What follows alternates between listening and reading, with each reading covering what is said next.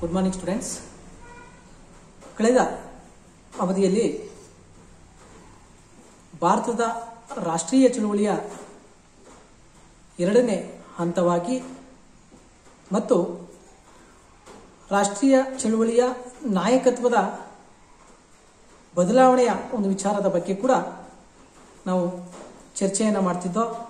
ಹೇಗೆ ಮಂದಗಾಮಿಗಳ ಒಂದು ನಾಯಕತ್ವದಿಂದ ರಾಷ್ಟ್ರೀಯ ಚಳುವಳಿ ಅಥವಾ ಸ್ವಾತಂತ್ರ್ಯ ಹೋರಾಟ ತೀವ್ರಗಾಮಿಗಳ ಒಂದು ಕೈಗೆ ಬರ್ತಾ ಹೋಯಿತು. ಪ್ರಮುಖವಾದಂತಹ ತೀವ್ರಗಾಮಿಗಳು ಯಾರ್ಯಾರೋ ಅವರ ಒಂದು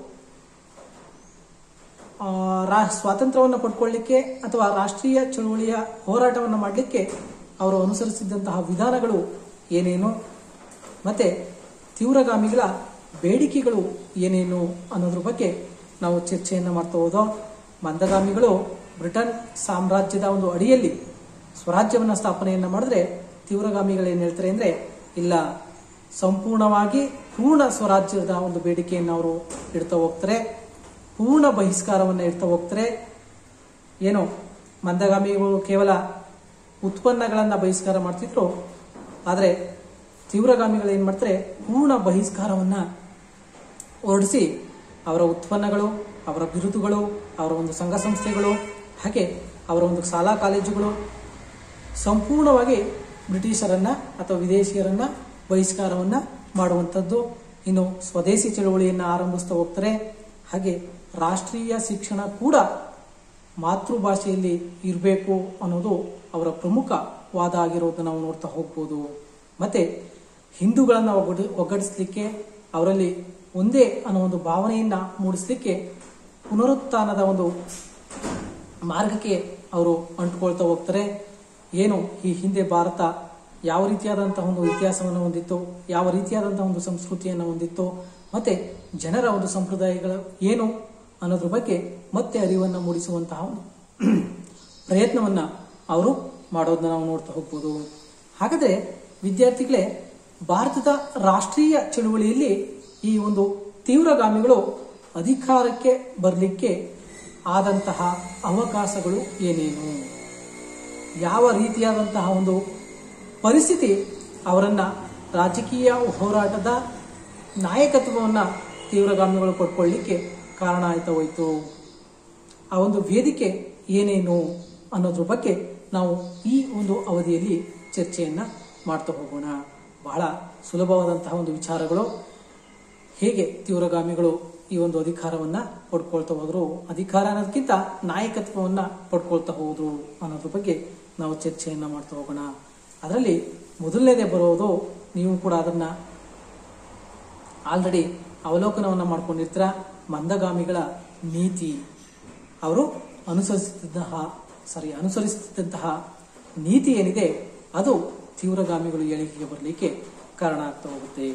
ಕಾರಣ ಏನಪ್ಪಾ ಅಂದ್ರೆ, ಮಂದಗಾಮಿಗಳು ಅವರು ಅನುಸರಿಸುತ್ತಿದ್ದಂತಹ ನಿಯೋಗಗಳು, ನಿವೇದನೆಗಳು, ಮನವಿಗಳು, ಪ್ರಾರ್ಥನೆಗಳು, ಭಾಷಣಗಳು, ಸಭೆಗಳು ಇವೆಲ್ಲವೂ ಏನಾಗ್ತವೆ, ಭಿಕ್ಷೆ ಬೇಡುವಂತಹ ಒಂದು ಪದ್ಧತಿಗೆ, ಅಂದ್ರೆ ನಮ್ಮ ದೇಶದಲ್ಲಿ ಇದ್ಕೊಂಡು ನಮ್ಮ ಸಂಪತ್ತನ್ನೇ ತಿಂದು ತೇಗುತ್ತಿದ್ದಂತಹ ಬ್ರಿಟಿಷರ ವಿರುದ್ಧ ನಾವೇ ಭಿಕ್ಷೆ ಬೇಡುವಂತಹ ಒಂದು ಪರಿಸ್ಥಿತಿ ನಿರ್ಮಾಣ ಆಯಿತು ಅನ್ನೋದು ತೀವ್ರಗಾಮಿಗಳಿಗೆ ಒಂದು ಅವರ ಒಂದು ಮನಸ್ಸಿನ ಮೇಲೆ ಪ್ರಭಾವವನ್ನ ಬೀರೋದನ್ನ ನಾವು ನೋಡ್ತಾ ಹೋಗ್ಬೋದು.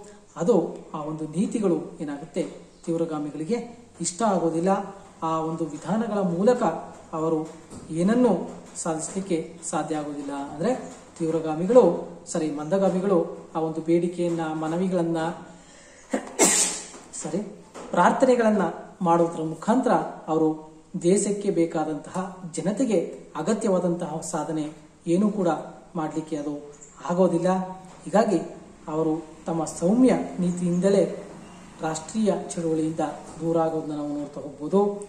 ತಿಲಕರು ಏನು ಹೇಳ್ತಾರೆ ಅಂದ್ರೆ, ರಾಜಕೀಯ ಹಕ್ಕುಗಳು ಬೇಡಿದರೆ ಬರುವುದಿಲ್ಲ, ಅವುಗಳಿಗಾಗಿ ಹೋರಾಟವನ್ನ ಮಾಡಬೇಕು ಅನ್ನೋ ಒಂದು ಮಾತನ್ನ ತಿಲಕ್ರವರು ಹೇಳೋದನ್ನ ನಾವು ನೋಡ್ತಾ ಹೋಗ್ಬೋದು. ಅಂದ್ರೆ ಮಂದಗಾಮಿಗಳನ್ನ ಕುರಿತಂತೆ ಅವ್ರು ಹೇಳೋದೇನಪ್ಪ ಅಂದ್ರೆ, ನಿಮ್ ತರ ನಾವು ರಾಷ್ಟ್ರೀಯ ಹಕ್ಕುಗಳಿಗೆ ಅಥವಾ ರಾಜಕೀಯ ಹಕ್ಕುಗಳಿಗೆ ಬೇಡ್ತಾ ಕುಂತ್ಕೊಂಡ್ರೆ ಅದನ್ನ ಪಡ್ಕೊಳ್ಳಿಕ್ಕೆ ಸಾಧ್ಯ ಆಗೋದಿಲ್ಲ. ಅದಕ್ಕೋಸ್ಕರ ನಿರಂತರವಾದಂತಹ ಹೋರಾಟವನ್ನು ಮಾಡಬೇಕು ಎಂಬ ಒಂದು ಮಾತನ್ನ ತಿಲಕ್ರವರು ಹೇಳಿರೋದು ನಾವು ನೋಡ್ತಾ ಹೋಗ್ಬೋದು. ಹೀಗಾಗಿ ಅವರು ಬೇಡುವ ರಾಜಕಾರಣವನ್ನ ಬಿಟ್ಟು ರಾಷ್ಟ್ರೀಯ ಹೋರಾಟವನ್ನ ಪಾರ್ಟ್ ಟೈಮ್ ಕೆಲಸ ಎಂಬುದಾಗಿ ಅವರು ಮಂದಗಾಮಿಗಳ ಒಂದು ಹೋರಾಟವನ್ನ ಟೀಕಿಸಿರೋದನ್ನ ನಾವು ನೋಡ್ತಾ ಹೋಗ್ಬೋದು. ಅಂದ್ರೆ ಅವ್ರೇನ್ ಹೇಳ್ತಾರೆ, ಬೇಡುವ ರಾಜಕಾರಣವನ್ನ ಬಿಟ್ಟು ಹೋರಾಡುವ ಒಂದು ರಾಜಕಾರಣವನ್ನಾಗಿ ಪರಿವರ್ತಿಸಿಕೊಂಡು ನಮಗೆ ಬೇಕಾದಂತಹ ಒಂದು ಸೌಲಭ್ಯಗಳನ್ನ ನಾವೇ ಪಡ್ಕೊಳ್ಬೇಕು ಅನ್ನೋದು ತೀವ್ರಗಾಮಿಗಳ ತತ್ವ ಆಗಿರೋದನ್ನ ನಾವು ನೋಡ್ತಾ ಹೋಗ್ಬೋದು.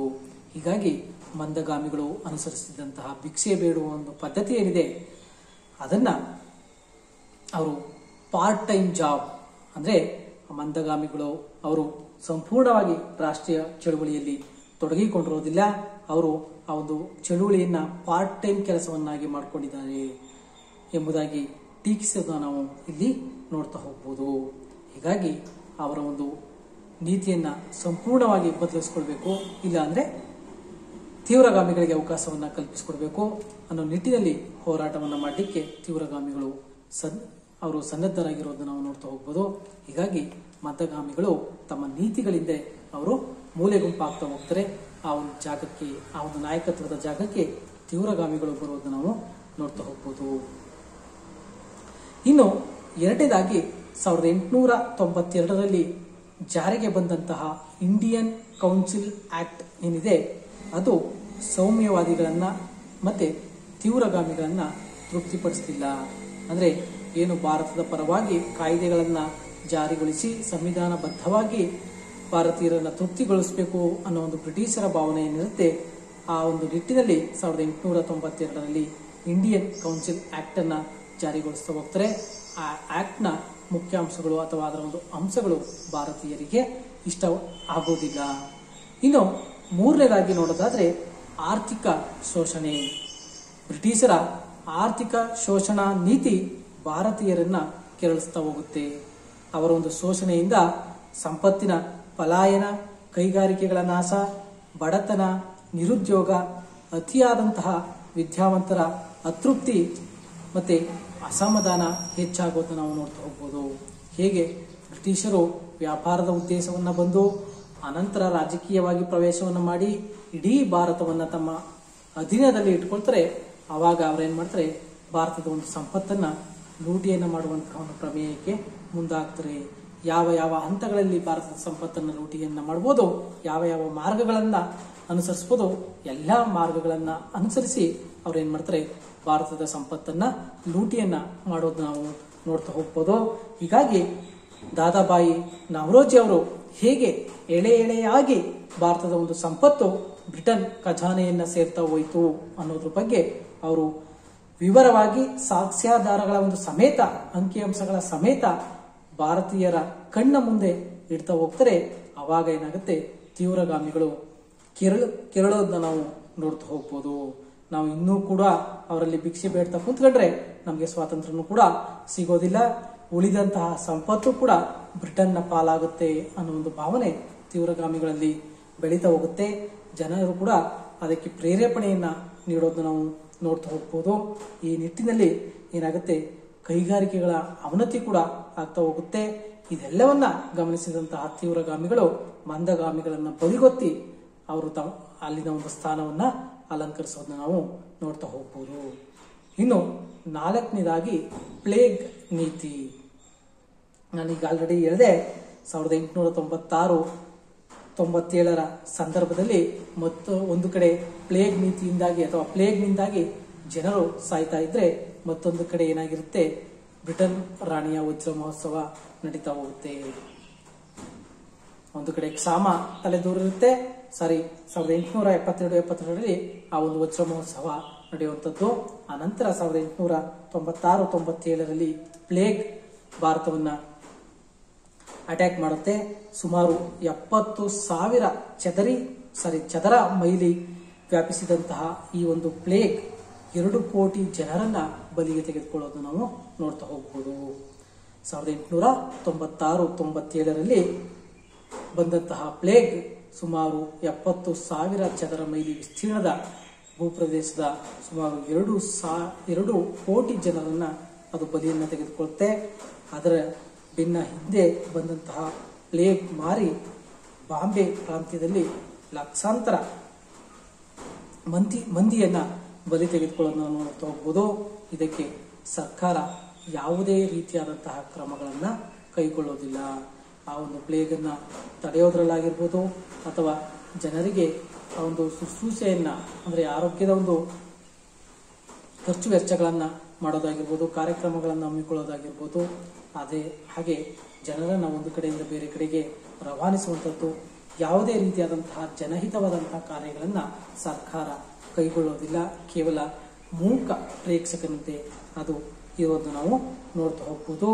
ಪ್ಲೇಗ್ಗೆ ಕಾರಣವಾದಂತಹ ಇಲಿಗಳನ್ನು ಸಾಯಿಸುವ ನೆಪದಲ್ಲಿ ಪೂನಾದ ಪ್ಲೇಗ್ ಕಮಿಷನರ್ ಆದಂತಹ ರಾಂಡನು ಏನ್ ಮಾಡ್ತಾನೆ, ಮನೆಗಳಿಗೆ ನುಗ್ಗಿ ಅಲ್ಲಿದ್ದಂತಹ ವಸ್ತುಗಳನ್ನೆಲ್ಲ ಸುಟ್ಟು ಹಾಕ್ತಾ ಹೋಗ್ತಾನೆ.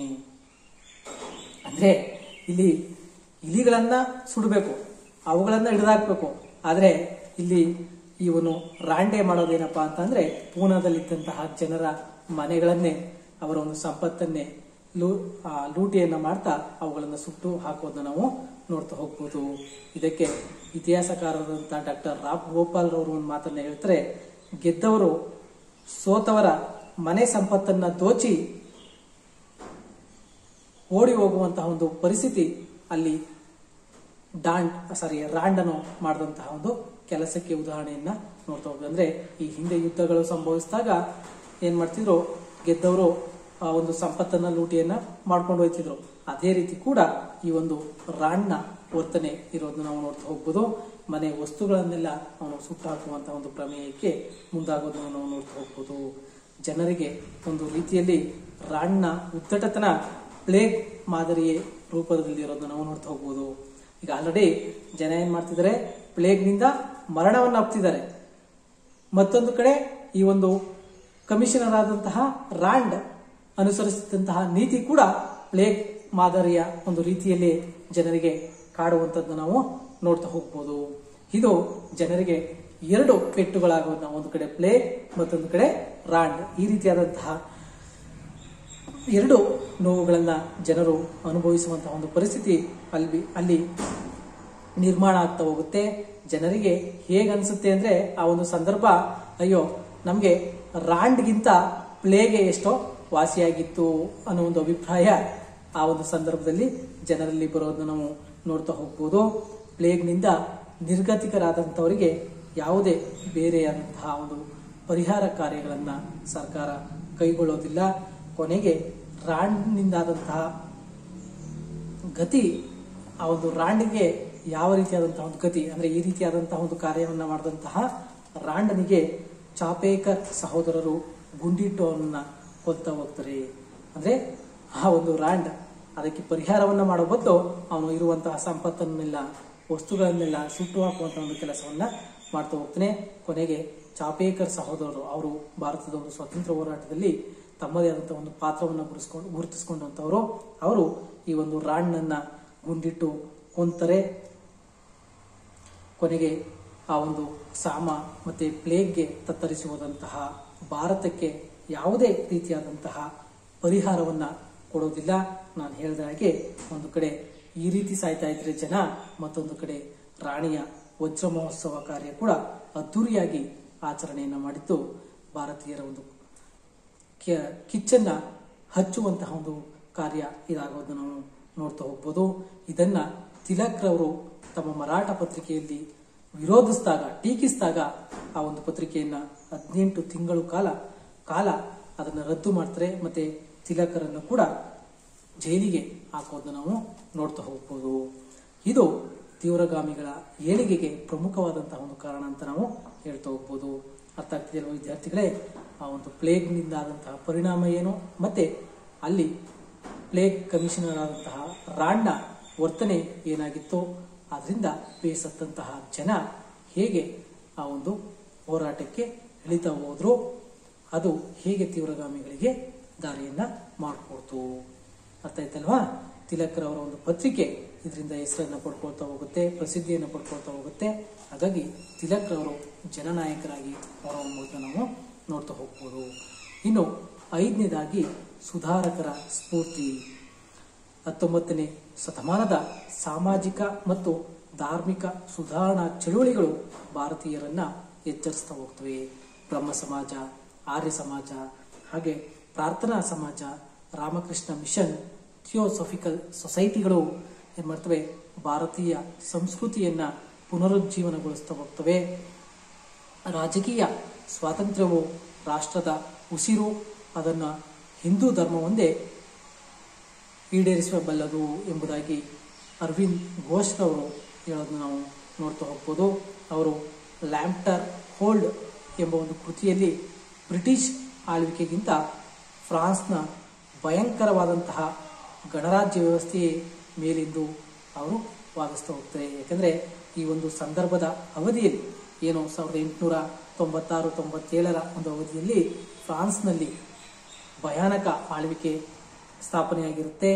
ಯಾರ್ಯಾರು ರಾಜ ವಿರೋಧಿಗಳಿರ್ತಾರೆ, ರಾಷ್ಟ್ರದ ಒಂದು ವಿರೋಧಿಗಳಿರ್ತಾರೆ, ಅವರೆಲ್ಲರನ್ನ ಕೊಲೆಯನ್ನ ಮಾಡುವಂತಹ ಒಂದು ಆಜ್ಞೆಯನ್ನ ಅಲ್ಲಿ ಹೊರಡಿಸಿದ್ರೆ ದೇಶ ಮುಖ್ಯ ಎಂಬ ಒಂದು ಭಾವನೆ ಅಲ್ಲಿನ ಜನತೆಗೆ ಇರುತ್ತೆ. ಹೀಗಾಗಿ ಆ ಒಂದು ಅರವಿಂದ್ ಘೋಷ್ ಅವರು ತಮ್ಮ ಕೃತಿಯಲ್ಲಿ ಫ್ರಾನ್ಸ್ನ ಭಯಾನಕ ಆಳ್ವಿಕೆ ಬ್ರಿಟಿಷ್ ಆಳ್ವಿಕೆಗಿಂತ ಮೇಲು ಎಂಬುದಾಗಿ ಅವರು ಹೇಳ್ತಾ ಹೋಗ್ತಾರೆ. ಈ ಫ್ರಾನ್ಸ್ನ ಭಯಾನಕ ಆಳ್ವಿಕೆಯನ್ನು ನೀವು 6ನೇ ಸೆಮಿಸ್ಟರ್ನಲ್ಲಿ ಓದ್ತೀರಾ. ಅಷ್ಟು ಭಯಂಕರವಾಗಿರುತ್ತೆ ಫ್ರಾನ್ಸ್ನಲ್ಲಿ ಕ್ರಾಂತಿಯ ನಂತರ ಸ್ಥಾಪನೆಯಾದಂತಹ ಈ ಒಂದು ರಾಷ್ಟ್ರೀಯ ಸಮಿತಿಯ ಆಳ್ವಿಕೆ. ಹೀಗಾಗಿ ಆ ಒಂದು ಸುಧಾರಕರ ಸ್ಫೂರ್ತಿ ಏನಿದೆ, ಆ ಒಂದು ಸಮಾಜಗಳ ಒಂದು ತತ್ವಗಳೇನಿವೆ, ಅವು ಜನತೆಯನ್ನ ಎಚ್ಚರಿಸುವಂತಹ ಒಂದು ಕೆಲಸವನ್ನ ಮಾಡ್ತಾ ಹೋಗ್ತವೆ. ಇನ್ನು 6ನೇದಾಗಿ ಸಾಹಿತ್ಯದ ಪಾತ್ರ.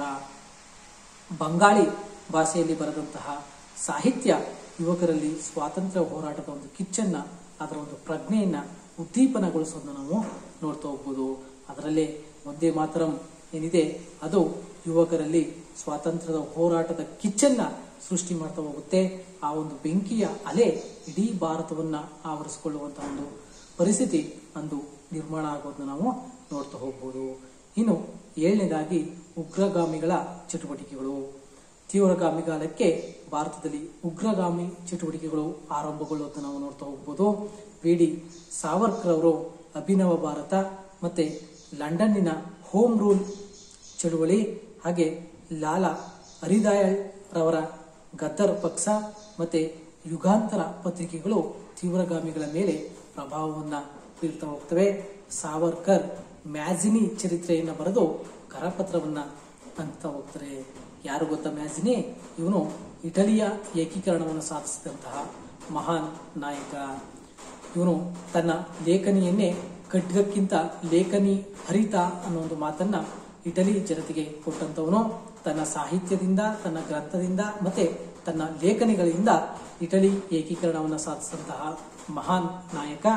ಅದನ್ನೇ ಅವನ ಒಂದು ಜೀವನ ಚರಿತ್ರೆಯನ್ನ ಸಾವರ್ಕರ್ ಅವರು ಬರಿತಾ ಹೋಗ್ತಾರೆ. ಬರೆದು ಅವುಗಳನ್ನು ಪತ್ರಗಳಾಗಿ ಪ್ರಕಟಿಸಿ ಜನತೆಗೆ ಹಂಚುವಂತಹ ಒಂದು ಕೆಲಸವನ್ನ ಮಾಡ್ತಾ ಹೋಗ್ತವೆ. ಮತ್ತೆ ಆ ಒಂದು ಸಂದರ್ಭದಲ್ಲಿ ಸ್ಥಾಪನೆಯಾದಂತಹ ಈ ಒಂದು ಸಂಘಗಳೇನಿವೆ, ಅವು ಇಟಲಿಯ ಕಾರ್ಬನರಿ ಸಂಘಗಳಾಗಿ ಭಾರತದಲ್ಲಿ ಕೆಲಸವನ್ನ ಮಾಡೋದನ್ನ ನಾವು ನೋಡ್ತಾ ಹೋಗ್ಬೋದು. ಯುವಕರನ್ನ ಅಲ್ಲಿಗೆ ಸೇರಿಸ್ಕೊಳ್ತಾ ಹೋಗ್ತವೆ, ಅಲ್ಲಿಗೆ ಟ್ರೈನ್ ಅಪ್ ಅನ್ನ ಮಾಡ್ತಾ ಹೋಗ್ತವೆ. ಹೇಗೆ ಸ್ವಾತಂತ್ರ್ಯವನ್ನು ಪಡ್ಕೊಳ್ಬೇಕು, ಯಾವ ರೀತಿಯಾದಂತಹ ಒಂದು ಕ್ರಮಗಳನ್ನು ಅನುಸರಿಸಬೇಕು, ಹೇಗೆ ಬ್ರಿಟಿಷರಿಗೆ ವಿರುದ್ಧವಾದಂತಹ ಪ್ರತಿದಾಳಿಯನ್ನ ಮಾಡ್ತಾ ಹೋಗ್ಬೇಕು ಅನ್ನೋದ್ರ ಬಗ್ಗೆ ಅವು ಟ್ರೈನ್ ಅಪ್ ಅನ್ನ ಮಾಡೋದನ್ನ ನಾವು ನೋಡ್ತಾ ಹೋಗ್ಬೋದು. ಈ ಒಂದು ಚಟುವಟಿಕೆಗಳು ತೀವ್ರಗಾಮಿಗಳ ಮೇಲೆ ಪ್ರಭಾವವನ್ನು ಬೀರ್ತಾ ಹೋಗ್ತವೆ. ಪ್ರಭಾವ ಬೀರಿ ಅವು ಆ ಒಂದು ತೀವ್ರಗಾಮಿಗಳು ರಾಷ್ಟ್ರೀಯ ಚಳುವಳಿಯ ನಾಯಕತ್ವವನ್ನು ವಹಿಸಿಕೊಳ್ಳಲಿಕ್ಕೆ ಅಥವಾ ಏಳಿಗೆಗೆ ಬರಲಿಕ್ಕೆ ಅವು ದಾರಿಯನ್ನ ಮಾಡಿಕೊಡೋದನ್ನ ನಾವು ನೋಡ್ತಾ ಹೋಗ್ಬೋದು. ಇನ್ನು ಜನಾಂಗೀಯ ತಾರತಮ್ಯ ನೀತಿ, ಆಲ್ರೆಡಿ ಅದನ್ನ ನಾವು ರಾಷ್ಟ್ರೀಯತೆಯ ಏಳಿಗೆಗೂ ಕೂಡ ಚರ್ಚೆಯನ್ನ ಮಾಡ್ತಿದ್ದೀವಿ. ಬ್ರಿಟನ್ ವಸಾಹತುಗಳೇನಿವೆ ಅವುಗಳಲ್ಲಿ ಬ್ರಿಟಿಷರು ಭಾರತೀಯರನ್ನ ಕೀಳಾಗಿ ಕಾಣುತ್ತಿದ್ದು ಕೂಡ ಭಾರತೀಯರಲ್ಲಿ ಅತೃಪ್ತಿಗೆ ಕಾರಣ ಅಂತ ನಾವು ಹೇಳ್ತಾ ಹೋಗ್ಬೋದು. ಉದಾಹರಣೆಗೆ ದಕ್ಷಿಣ ಆಫ್ರಿಕಾದಲ್ಲಿ ಬಿಳಿಯರು ಕರಿಯರಾದಂತಹ ಭಾರತೀಯರನ್ನ ಅಮಾನುಷವಾಗಿ ಕೀಳಾಗಿ ಕಾಣ್ತಾ ಹೋಗ್ತಾರೆ. ಅವರನ್ನ ತಮ್ಮ ಗುಲಾಮರನ್ನಾಗಿ ಕೂಡ ಅವರು ಮಾಡ್ಕೊಂಡಿರೋದನ್ನ ನಾವು ನೋಡ್ತಾ ಹೋಗ್ಬೋದು. ಅವರಿಗೆ ಯಾವುದೇ ರೀತಿಯಾದಂತಹ ಹಕ್ಕುಗಳನ್ನ ನೀಡದೆ ಕೀಳಾಗಿ ಕಾಣಿರೋದನ್ನ ನಾವು ಮೃಗಗಳಂತೆ ಅವರನ್ನ ಬಳಸ್ಕೊಳ್ತಾ ಹೋಗ್ತಾರೆ. ಅವರನ್ನ ಉನ್ನತ ಹುದ್ದೆಗಳಿಂದ ವಂಚಿಸಿ ವರ್ಣಭೇದ ನೀತಿಯನ್ನ ಅನುಸರಿಸ್ತಾ ಹೋಗ್ತಾರೆ. ಭಾರತೀಯರು ಎಷ್ಟೇ ಪ್ರತಿಭಾವಂತರಾದರೂ ಕೂಡ, ಬುದ್ಧಿವಂತರಾದರೂ ಕೂಡ ಅವರಿಗೆ ಕೀಳು ದರ್ಜೆಯ ಹುದ್ದೆಗಳು ಮಾತ್ರ ಸೀಮಿತ ಆಗೋದನ್ನು ನಾವು ನೋಡ್ತಾ ಹೋಗ್ಬೋದು. ಕರ್ಜನ್, ಲಾರ್ಡ್ ಕರ್ಜನ್ ಏನ್ ಹೇಳ್ತಾರೆ ಅಂತಂದ್ರೆ, ಸಾಮಾನ್ಯ ತತ್ವದಂತೆ ಉನ್ನತ ಹುದ್ದೆಗಳು ಇಂಗ್ಲಿಷರಿಗೆ ಮೀಸಲಿರ್ತವೆ. ಭಾರತವನ್ನ ಆಳಲು ಇಂಗ್ಲಿಷರೇ ದೇವರು ಆರಿಸಿ ಕಳಿಸಿರೋದನ್ನ ನಾವು ಅವನು ಆ ಒಂದು ಮಾತನ್ನ ಹೇಳ್ತಾ ಹೋಗ್ತಾನೆ. ಅಂದ್ರೆ ಭಾರತೀಯರು ಕೇವಲ ಕೆಳದರ್ಜೆಯ ಹುದ್ದೆಗಳನ್ನ ಅಲಂಕರಿಸಲಿಕ್ಕೆ ಯೋಗ್ಯತೆಯನ್ನು ಹೊಂದಿದವರು. ಅವರು ಎಂದಿಗೂ ಕೂಡ ತಮ್ಮನ್ನು ತಾವು ಆಳ್ವಿಕೆಯನ್ನು ಮಾಡ್ಕೊಳ್ಳಿಕ್ಕೆ ಸಾಧ್ಯ ಆಗೋದಿಲ್ಲ. ಬ್ರಿಟಿಷರನ್ನ ದೇವರೇ ಕಳಿಸಿದಾನೆ ಅನ್ನೋ ಒಂದು ಮಾತನ್ನ ಲಾರ್ಡ್ ಕರ್ಜನ್ ಹೇಳ್ತಾ ಹೋಗ್ತಾನೆ. ಆದ್ದರಿಂದ ಸ್ವಾತಂತ್ರ್ಯ ಬೇಡುವುದನ್ನ ದೇವರ ಇಚ್ಛೆಗೆ ಅದರ ಒಂದು ವಿರುದ್ಧ ನಡೆದಂತೆ ಎಂಬುದಾಗಿ ಅವನು ಹೇಳ್ತಾ ಹೋಗ್ತಾನೆ. ಅಂದ್ರೆ ಭಾರತೀಯರು ಬ್ರಿಟಿಷರ ಹತ್ತಿರ ಸ್ವಾತಂತ್ರ್ಯವನ್ನ ಕೇಳೋದು ದೇವರ ಒಂದು ಇಚ್ಛೆಯ ವಿರುದ್ಧವಾಗಿ ನಡ್ಕೊಂಡಂಗೆ ಎಂಬುದಾಗಿ ಅವನು ಹೇಳ್ತಾ ಹೋಗ್ತಾನೆ. ಈ ಒಂದು ಹೇಳಿಕೆ ಏನಾಗುತ್ತೆ, ಭಾರತೀಯರ ಸ್ವಾಭಿಮಾನವನ್ನ ಕೇಳಿಸೋದನ್ನ ನಾವು ನೋಡ್ತಾ ಹೋಗ್ಬೋದು. ಹೇಳಿಕೆ ಏನಿದೆ ಅದು ಭಾರತದ ಒಂದು ಸ್ವಾಭಿಮಾನವನ್ನ, ಭಾರತದ ಜನತೆಯ ಒಂದು ಸ್ವಾಭಿಮಾನವನ್ನ ಕೇಳಿಸೋದನ್ನ ನಾವು ನೋಡ್ತಾ ಹೋಗ್ಬೋದು. ಇದು ಈ ಒಂದು ತೀವ್ರಗಾಮಿಗಳು ಏಳಿಗೆಗೆ ಬರಲಿಕ್ಕೆ ಕಾರಣ ಆಗ್ತಾ ಹೋಗುತ್ತೆ.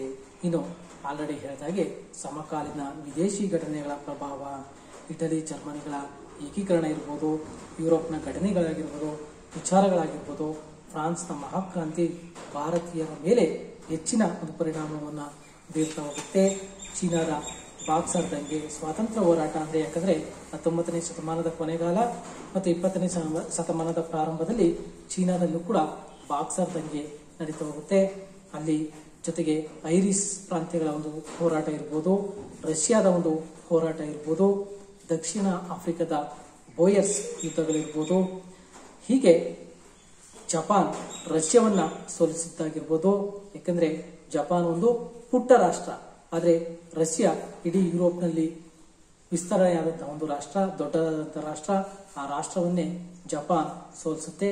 ಹೀಗಾಗಿ ಏಷ್ಯಾದ ಒಂದು ಪುಟ್ಟ ದೇಶ ರಷ್ಯಾವನ್ನ ಸೋಲಿಸಿದ್ದು ಭಾರತೀಯರಲ್ಲಿ ಹೋರಾಟವನ್ನು ಮಾಡಲಿಕ್ಕೆ ಪ್ರೇರೇಪಣೆಯನ್ನ ನೀಡ್ತಾ ಹೋಗ್ಬೋದು, ನಾವು ನೋಡ್ತಾ ಹೋಗ್ಬೋದು.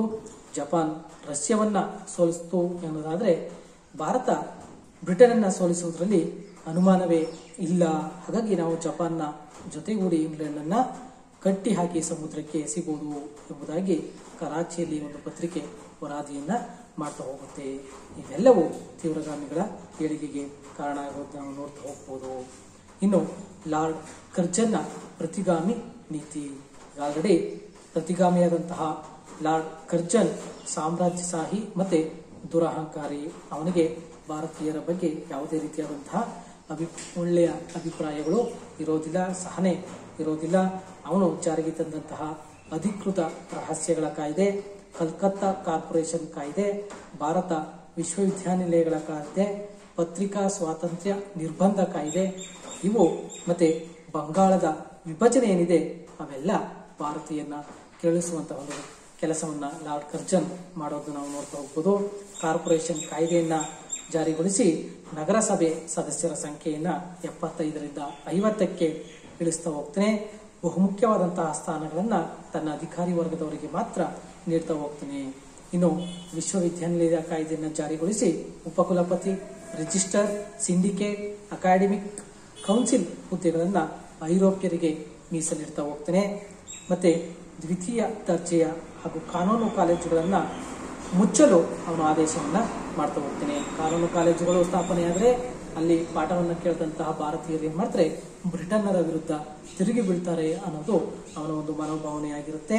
ಹೀಗಾಗಿ ಭಾರತದ ರಾಷ್ಟ್ರೀಯ ಚಳುವಳಿಯನ್ನ ದುರ್ಬಲಗೊಳಿಸಿದವನು ಈ ರೀತಿಯಾದಂತಹ ಒಂದು ಪ್ರಯತ್ನಗಳನ್ನ ಮಾಡೋದು ನಾವು ನೋಡ್ತಾ ಹೋಗ್ಬೋದು. ಅವನ ಒಡೆದು ಆಳುವ ನೀತಿಗೆ ಬಂಗಾಳದ ವಿಭಜನೆ ಸಾಕ್ಷಿಯಾಗೋದು ನಾವು ನೋಡ್ತಾ ಹೋಗ್ಬೋದು. ಇಂದು ಮುಸ್ಲಿಮರನ್ನ ಬಹಿರಂಗವಾಗಿ ಬ್ರಿಟಿಷರ ವಿರುದ್ಧ ತಿರುಗಿ ಬೀಳುವಂತೆ ಈ ಒಂದು ಬಂಗಾಳದ ವಿಭಜನೆ ಮಾಡೋದು ನಾವು ನೋಡ್ತಾ ಹೋಗ್ಬೋದು. ಈ ಒಂದು ಕ್ರಮಗಳೇನಾಗ್ತವೆ ಭಾರತೀಯರಿಗೆ ಅತೃಪ್ತಿಯನ್ನ ಉಂಟು ಮಾಡ್ತಾ ಹೋಗ್ತವೆ. ಹಾಗಾಗಿ ರಾಷ್ಟ್ರೀಯ ಚಳವಳಿ ತೀವ್ರತೆಯನ್ನು ಪಡ್ಕೊಳ್ತಾ ಹೋಗುತ್ತೆ. ತೀವ್ರಗಾಮಿಗಳು ಇದರನ್ನ ಲಾಭವನ್ನು ಪಡ್ಕೊಂಡು ಅವರು ಏಳಿಗೆಗೆ ಬರೋದನ್ನು ನಾವು ನೋಡ್ತಾ ಹೋಗ್ಬೋದು. ಅರ್ಥ ಆಯ್ತಲ್ವಾ? ಕರ್ಜನ್ನ ಪ್ರತಿಗಾಮಿ ನೀತಿ. ಅವನು ಭಾರತದ ವಿರುದ್ಧವಾಗಿ ಕಾಯ್ದೆಗಳನ್ನು ಜಾರಿಗೊಳಿಸ್ತಾ ಹೋಗ್ತಾನೆ. ವಿಶ್ವವಿದ್ಯಾನಿಲಯ ಕಾಯ್ದೆ, ಅಲ್ಲಿ ಸ್ಥಾನಗಳನ್ನ ಐರೋಪ್ಯರಿಗೆ ಮೀಸಲಿರಿಸ್ತಾ ಹೋಗ್ತಾನೆ. ಕಾನೂನು ಕಾಲೇಜುಗಳನ್ನ ರದ್ದುಪಡಿಸ್ತಾ ಹೋಗ್ತಾನೆ. ಅದೇ ರೀತಿ ಪತ್ರಿಕಾ ಸ್ವಾತಂತ್ರ್ಯದ ಮೇಲೆ ನಿರ್ಬಂಧವನ್ನ ಹೇರ್ತಾ ಹೋಗ್ತಾನೆ. ಹಾಗೆ ಕಲ್ಕತ್ತಾ ಕಾರ್ಪೊರೇಷನ್ ಕಾಯ್ದೆಯನ್ನ ಜಾರಿಗೊಳಿಸಿ ಸದಸ್ಯರ ಸಂಖ್ಯೆಯನ್ನ 75ರಿಂದ 50ಕ್ಕೆ ಇಳಿಸ್ತಾ ಹೋಗ್ತಾನೆ. ಬಂಗಾಳದ ವಿಭಜನೆಯನ್ನ ಮಾಡ್ತಾ ಹೋಗ್ತಾನೆ. ಇವೆಲ್ಲವೂ ಭಾರತೀಯರ ಒಂದು ಅತೃಪ್ತಿಗೆ ಕಾರಣ ಆಗೋದನ್ನು ನಾವು ನೋಡ್ತಾ ಹೋಗ್ಬೋದು. ಅದರಲ್ಲೂ ತೀವ್ರಗಾಮಿಗಳ ಏಳಿಗೆಗೆ ಇದು ಬಹುಮುಖ್ಯವಾದಂತಹ ಒಂದು ಕಾರಣ ಅಂತ ನಾವು ಹೇಳ್ತಾ ಹೋಗ್ಬೋದು. ಇನ್ನು ಇಂಗ್ಲಿಷ್ ಶಿಕ್ಷಣವನ್ನು ಪಡ್ಕೊಂಡಂತಹ ಮಧ್ಯಮ ವರ್ಗ ಏನಿದೆ ಅದು ಈ ಒಂದು ತೀವ್ರಗಾಮಿಗಳ ವಿಧಾನಗಳಿಂದ ಆಕರ್ಷಣೆಯಾಗೋದನ್ನು ನಾವು ನೋಡ್ತಾ ಹೋಗ್ಬೋದು. ಅವರಲ್ಲಿದ್ದಂತಹ ಸ್ವಾಭಿಮಾನ, ನಿರುದ್ಯೋಗ, ಬಡತನ ಇದು ಕ್ರಾಂತಿಕಾರಿಗಳ ಒಂದು ಏಳಿಗೆಗೆ ಕಾರಣ ಆಗೋದನ್ನು ನಾವು ನೋಡ್ತಾ ಹೋಗ್ಬೋದು. ಈ ಒಂದು ಅಂಶಗಳು ತೀವ್ರಗಾಮಿಗಳ ಏಳಿಗೆಗೆ ನೆರವಾಗೋದನ್ನು ನಾವು ನೋಡ್ತಾ ಹೋಗ್ಬೋದು. ಮತ್ತೆ 1903ರಲ್ಲಿ ಲಾರ್ಡ್ ಕರ್ಜನ್ 7ನೇ ಎಡ್ವರ್ಡ್ ದೊರೆಯ ಸಿಂಹಾಸನವನ್ನ ಬಂದಂತಹ ನೆನಪಿಗೋಸ್ಕರ ಏನ್ ಮಾಡ್ತಾನೆ, ದೆಹಲಿಯಲ್ಲಿ ವೈಭವ ದರ್ಬಾರನ್ನ ಮಾಡ್ತಾ ಹೋಗ್ತಾನೆ. ಇವೆಲ್ಲವೂ ಅವನು ತೀವ್ರಗಾಮಿಗಳು ಏಳಿಗೆಗೆ ಬರೋದನ್ನ ನಾವು ನೋಡ್ತಾ ಹೋಗ್ಬೋದು. ಹೀಗಾಗಿ ತೀವ್ರಗಾಮಿಗಳು ಏನ್ ಮಾಡ್ತಾರೆ, ನಾವು ಕೂಡ ವಿದೇಶಿಯರಂತೆ ಹೋರಾಟವನ್ನ ಮಾಡಿದ್ರೆ ಮಾತ್ರ ನಮಗೆ ಸ್ವಾತಂತ್ರ್ಯ ಲಭ್ಯ ಆಗುವಂಥದ್ದು ಅನ್ನೋ ಒಂದು ಅಂಶವನ್ನು ಅವರು ಕಂಡುಕೊಳ್ತಾ ಹೋಗ್ತಾರೆ. ಹಾಗಾಗಿ ರಾಷ್ಟ್ರೀಯ ಚಳವಳಿಯ ನಾಯಕತ್ವವನ್ನು ವಹಿಸಿಕೊಂಡಂತಹ ಮಂದಗಾಮಿಗಳನ್ನು ಬದಿಗೊತ್ತಿ ತಾವು ಅದರ ಒಂದು ನಾಯಕತ್ವವನ್ನು ವಹಿಸಿಕೊಳ್ಳಲಿಕ್ಕೆ ಮುಂದಾಗೋದನ್ನು ನಾವು ನೋಡ್ತಾ ಹೋಗ್ಬೋದು. ಇದಿಷ್ಟು ಈ ಒಂದು ತೀವ್ರಗಾಮಿಗಳು ಏಳಿಗೆಗೆ ಬರಲಿಕ್ಕೆ ಕಾರಣವಾದಂತಹ ಅಂಶಗಳು ಅಲ್ವಾ. ಅದರಲ್ಲಿ ಮುಖ್ಯವಾದಂಥವು ಯಾವುವು? ಮಂದಗಾಮಿಗಳ ನೀತಿ, ಪ್ಲೇಗ್ ನೀತಿ, ಜನಾಂಗ ತಾರತಮ್ಯ ನೀತಿ, ಹಾಗೆ ವಿದೇಶಿ ಘಟನೆಗಳ ಪ್ರಭಾವ. ಇನ್ನು ಬಹುಮುಖ್ಯವಾದಂತಹ ಕಾರಣ ಯಾವುದಪ್ಪ ಅಂದ್ರೆ ಲಾರ್ಡ್ ಕರ್ಜನ್ನ ಪ್ರತಿಗಾಮಿ ನೀತಿ. ಇದು ತೀವ್ರಗಾಮಿಗಳ ಏಳಿಗೆಗೆ ಬರಲಿಕ್ಕೆ ಬಹುಮುಖ್ಯವಾದಂತಹ ಕಾರಣ. ಯಾಕಂದ್ರೆ ಈ ಎಲ್ಲಾ ಘಟನೆಗಳು ಕರ್ಜನ್ ಏನ್ ಜಾರಿಗೆ ತಂದ ಆ ಎಲ್ಲಾ ಘಟನೆಗಳು ತೀವ್ರಗಾಮಿಗಳ ಒಂದು ಅವಧಿಯಲ್ಲಿ ನಡೆಯುವಂಥದ್ದು. ಹಾಗಾಗಿ ಇದು ಬಹುಮುಖ್ಯವಾದಂತಹ ಒಂದು ಕಾರಣ ಅಂತ ನಾವು ಹೇಳ್ತಾ ಹೋಗ್ಬೋದು. ಇದರಲ್ಲಿ ಏನಾದರೂ ಡೌಟ್ಸ್ ಇದ್ರೆ ನೀವು ಕೇಳಬಹುದು. ಮುಂದಿನ ತರಗತಿಯಲ್ಲಿ ನಾವು ತೀವ್ರಗಾಮಿಗಳ ಅವಧಿಯಲ್ಲಿ ನಡೆದಂತಹ ಪ್ರಮುಖ ಘಟನೆಗಳು ಯಾವ್ಯಾವು, ಅದರಿಂದ ಆದಂತಹ ಪರಿಣಾಮಗಳು ಏನೇನು ಅನ್ನೋದ್ರ ಬಗ್ಗೆ ನಾವು ಚರ್ಚೆಯನ್ನ ಮಾಡೋಣ. Thank you.